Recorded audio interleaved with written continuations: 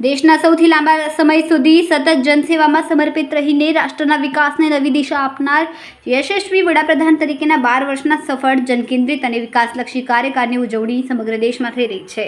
12 વર્ષ સેવા, સુશાસન અને જનકલ્યાણના અભિયાન અંતર્ગત 158 કામરેજ વિધાનસભા વિસ્તારમાં આરોગ્ય રાજ્યમંત્રી તથા કામરેજના ધારાસભ્ય શ્રી પ્રફુલભાઈ પાનસેરીયાની ઉપસ્થિતિમાં સ્વચ્છતા અભિયાનનું આયોજન કરવામાં આવ્યું.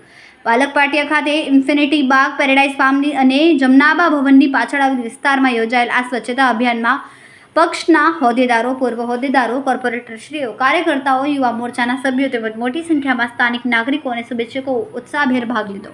આ પ્રસંગે આરોગ્ય રાજ્યમંત્રી શ્રી પ્રફુલભાઈ પાનસેરીયાએ કહ્યું કે વડાપ્રધાન શ્રી નરેન્દ્રભાઈ મોદીના નેતૃત્વમાં દેશે છેલ્લા 12 વર્ષમાં વિકાસ, સુશાસન, ગરીબ કલ્યાણ, સ્વચ્છતા, આત્મનિર્ભરતા અને જનભાગીદારીના અનેક નવા માપદંડો સ્થાપિત કર્યા. સ્વચ્છ ભારત અભિયાન માત્ર એક સરકારી યોજના નહીં, પરંતુ જન આંદોલન બનીને દેશના કરોડો નાગરિકોના જીવનમાં સકારાત્મક પરિવર્તન લાવવામાં સફળ રહ્યું છે.